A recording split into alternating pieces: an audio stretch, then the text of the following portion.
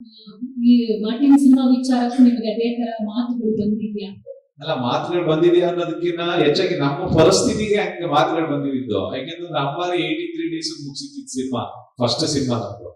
ಅಂದ್ರೆ ಹೋಗ್ತಾ ಹೋಗ್ತಾ ಹೋಗ್ತಾ ಹೋಗ್ತಾ ಅಂದಾಗ ಇವಾಗ ಅದ್ದೂರಿ ಅಂತ ಸಿನಿಮಾ ಮಾಡಿದಾಗ ಯಾರು ಪ್ರೊಡ್ಯೂಸರ್ಸ್ ಯಾರು ಇರ್ಲಿಲ್ಲ. 5 ಜನ ಪ್ರೊಡ್ಯೂಸರ್ಸ್ ಚೇಂಜ್ ಆಗ್ತಾರೆ.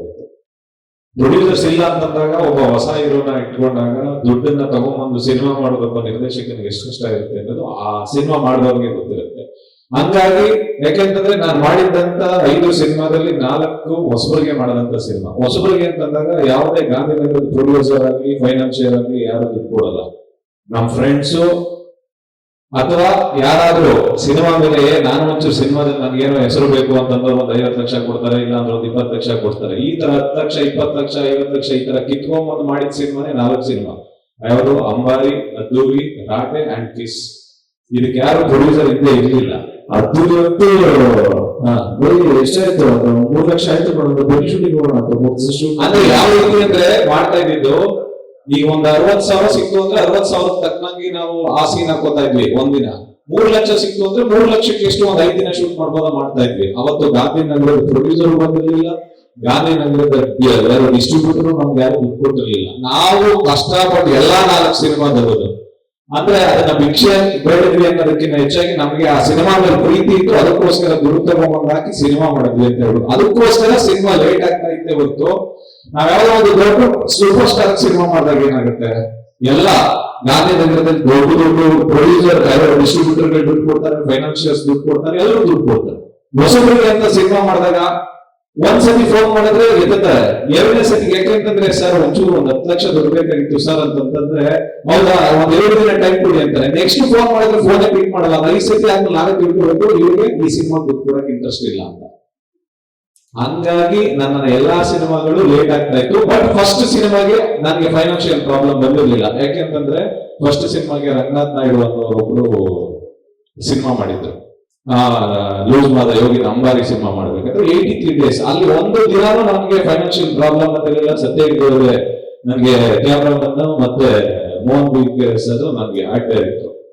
ಅದು ಬೇಗ ಮುಗಿದೋಯ್ತು. ಯಾವಾಗ ಏಪ್ರಿಲ್ 4th ಏನೋ ಶುರು ಮಾಡಿದ್ವಿ, ನೆಕ್ಸ್ಟ್ ಜನವರಿ 30th ರಿಲೀಸ್ ಮಾಡಿದ್ವಿ. 9 ತಿಂಗಳ ಮುಗಿದೋಯ್ತು ಸಿನಿಮಾ ಮಾಡಿ ಎಲ್ಲ ರಿಲೀಸ್ ಮಾಡಿದ್ವಿ. ಬಟ್ ಅದಾದ್ಮೇಲೆ ಅದ್ದೂರಿಗೆ ಶುರು ಮಾಡಿದ್ವಿ. ಅದ್ದೂರಿಗೆ ಅಂದ್ರೆ ತಿಂಗಳು 2 ದಿನ ಶೂಟಿಂಗ್, 4 ದಿನ ಶೂಟಿಂಗ್ ಬರ್ತಾ ಇತ್ತು. ಅದು 1 ವರ್ಷ 6 ತಿಂಗಳೇನೋ ತಗೊಂಡ್ವಿ, ಅದನ್ನು ಮುಗಿಸಿದ್ವಿ. ಅದಾದ್ಮೇಲೆ ರಾಟೆ ಮತ್ತೆ ಹೈದರಾಬಾದ್ 2 ಅಟ್ ಟೈಮ್ ನಡೀತಾ ಇತ್ತು. ಅದು 1 ವರ್ಷದಲ್ಲಿ ರಿಲೀಸ್ ಆಯ್ತು. ಮತ್ತೆ ಕಿಸ್ ಅಂತ ಬಂದಾಗ ಕಿಸ್ಸಲ್ಲೂ ಅಷ್ಟೇ ಯಾರೊಬ್ರು ಫಸ್ಟ್ ಸಿನಿಮಾ ಶುರು ಮಾಡ್ಕೊಂಡ್ವಿ. ಸಿನಿಮಾ ಶುರು ಮಾಡಿದಾಗ ನಡೀತಾ ಇತ್ತು. ಅದಾದ್ಮೇಲೆ ಬಜೆಟ್ ಜಾಸ್ತಿ ಅಂತಂದಾಗ ಇಲ್ಲ ಇದನ್ನ ನಮ್ ಕೈಲಿ ಆಗಲ್ಲ, ಇದನ್ನ ನಾವು ರಿಲೀಸ್ ಮಾಡಕ್ ಆಗಲ್ಲ ಅಂತಂದ್ರು. ನಾನು ಅವಾಗ ಏನ್ ಮಾಡಿದೆ, ಓಕೆ ನಿಮ್ಗೆ ರಿಲೀಸ್ ಮಾಡಕ್ ಆಗಲ್ಲ ಅಂತ ಅನ್ನೋದಾದ್ರೆ ನಾನೇ ದುಡ್ಡು ಕೊಡ್ತೀನಿ ಅಂತ ಅಂದ್ಬಿಟ್ಟು ಅವ್ರು 5 ಕೋಟಿ ಸೆಟಲ್ಮೆಂಟ್ ಮಾಡ್ಬಿಟ್ಟು ನಾನೇ ಪ್ರೊಡ್ಯೂಸರ್ ಆಗಿ ನಾನ್ ಸಿನಿಮಾ ರಿಲೀಸ್ ಮಾಡಿದೆ. ಇದೆಲ್ಲ ಹಿಂದೆ ಇರುತ್ತೆ ಒಬ್ಬ ನಿರ್ದೇಶಕನ ಹಿಂದೆ. ಬಟ್ ಈ ಸಿನಿಮಾ ಡಿಲೇ ಆಗೋದಕ್ಕೆ ಕಾರಣ ಒಂದು ದೊಡ್ಡ ದೊಡ್ಡ ಸೀಕ್ವೆನ್ಸ್ ಗಳಿತ್ತು, ಮತ್ತೆ ಮಳೆ ಬರ್ತಾ ಇತ್ತು, ಮತ್ತೆ ಅವ್ರದ್ದು 2 ಸಿನಿಮಾನು ನಡೀತಾ ಇತ್ತು. ಕೆಡಿನೂ ನಡೀತಾ ಇತ್ತು, ಮಾರ್ಟಿನೂ ನಡೀತಾ ಇತ್ತು. ಡೇಟ್ಸ್ ಗಳು ಅದು ನಡೀತಾ ಇತ್ತು. ಮತ್ತೆ ಅದಾದ್ಮೇಲೆ ಒಂದೆಷ್ಟು 240 ಡೇಸ್, ಒಂದು 50 ದಿನ ಕ್ಲೈಮ್ಯಾಕ್ಸ್ ಶೂಟ್ ಮಾಡಿದ್ವಿ. ಕ್ಲೈಮ್ಯಾಕ್ಸ್ ಶೂಟ್ ಮಾಡ್ತಾ ಇರ್ಬೇಕಾದ್ರೆ ಏನಾಯ್ತು, ಇದು ಮೊಕೋಬೋಟ್ ಅಂತ ಒಂದು ಕ್ಯಾಮ್ರಾ ಯೂಸ್ ಮಾಡ್ತಾ ಇದ್ವಿ. ಅದು ನಮ್ಗೆ ಫಸ್ಟ್ ಟೈಮ್ ಎಕ್ಸ್ಪೀರಿಯನ್ಸ್. ಅದೇನಂತಂದ್ರೆ 1 ದಿನಕ್ಕೆ 3 ಶಾಟ್ ತೆಗೆಯೋದು, 3 or 4 ಶಾರ್ಟ್ಸ್. ಅದಂದ್ರೆ ಅಂದ್ರೆ ಲೇಯರ್ ಬೈ ಲೇಯರ್, ಒಂದೊಂದು ಶಾರ್ಟ್ ನ 3 ಸರಿ 4 ಸರಿ ಶೂಟ್ ಮಾಡ್ಬೇಕು. ಒಂದು ಬ್ಯಾಕ್ ಡ್ರಾಪ್ ಲೇಯರ್ ಶೂಟ್ ಮಾಡ್ಬೇಕು, ಇನ್ನೊಂದು ಆರ್ಟಿಸ್ಟ್ ಲೇಯರ್ ಒಂದು ಶೂಟ್ ಮಾಡ್ಬೇಕು, ಪ್ರಾಪರ್ಟೀಸ್ ಲೇಯರ್ ಒಂದು ಶೂಟ್ ಮಾಡ್ಬೇಕು. ಮತ್ತೆ ಒಂದ್ಸತಿ ನಾವು ಮಾರ್ಕ್ ಮಾಡಿದ್ರೆ ಅದೇ ಮಾರ್ಕ್ ಅಲ್ಲಿ ಹೋಗಿ ನಿಲ್ಲಬೇಕು ಕ್ಯಾಮ್ರಾ. ಅದನ್ನ ಮಾರ್ಕ್ ತಗೊಳ್ಳೋದಕ್ಕೆ 1 ನಿಮಿಷ 1 ಅವರ್ ತಗೋತಾ ಇತ್ತು. ಹಿಂಗಾಗಿ ನಾವು ಅನ್ಕೊಂಡಿದ್ದು 28 ಡೇಸ್ 32 ಡೇಸ್ ಅಂತ ಅನ್ಕೊಂಡಿದ್ವಿ. 10 ಡೇಸ್ ಜಾಸ್ತಿ ಆಯ್ತು. ಅದಾದ್ಮೇಲೆ 10 ದಿನ ಮಳೆಗೆ ಸಿಗಾಕೊಂಡ್ವಿ. ಹಿಂಗಾಗಿ ಜಾಸ್ತಿ ದಿನಗಳಾಗುತ್ತೆ ಹೊರತು ಇಂಟೆನ್ಷನ್ ಇಲ್ಲಿ ಅಲ್ಲವೇ ಅಲ್ಲ. ದೊಡ್ಡ ಹೀರೋ ಸ್ಟಾರ್ ಅಂತಂದಾಗ ಈ ಪ್ರಾಬ್ಲಮ್ಸ್ ಗಳು ಬರಲ್ಲ. ಈ ಸಿನಿಮಾದಲ್ಲಿ ಆ ತರದ್ದು ಅಂತ ಹೇಳ್ತಾರೆ. ಹಿಂದಿನ ನನ್ನ ಎಲ್ಲಾ ಸಿನಿಮಾಗಳ ಬಗ್ಗೆ ಎಕ್ಸ್ಪ್ಲೈನ್ ಮಾಡ್ತೀನಿ.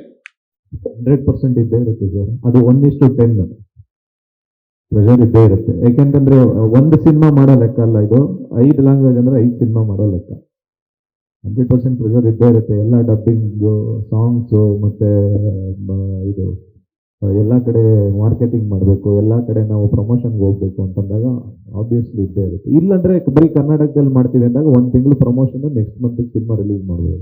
ಬಟ್ ಅದೇ ರೀತಿ ನಾವು ಇಡೀ ಎಂಟೈರ್ ಇಂಡಿಯಾ ಮಾಡ್ತೀವಿ ಅಂದಾಗ ಅಲ್ಲೆಲ್ಲ ಹೋಗ್ಬೇಕು, ಅಲ್ಲೆಲ್ಲ ತಲುಪಿಸ್ಬೇಕು ಅನ್ನೋದಕ್ಕೇನೆ ಒಂದು ಟೈಮ್ ಹಿಡಿಯುತ್ತೆ. ಆ ಟೈಮ್ಗೆ ನಾವು ಬ್ಯಾಕ್ ಇದರಲ್ಲಿ ನಾವು ವರ್ಕ್ ಮಾಡಲೇಬೇಕು. ಆ ಬ್ಯಾಕ್ ಇದರಲ್ಲಿ ವರ್ಕ್ ಮಾಡಬೇಕಾದ್ರೆ ಆ ಪ್ರೆಷರ್ ಡೆಫಿನೆಟ್ಲಿ ಬಂದೇ ಬರುತ್ತೆ.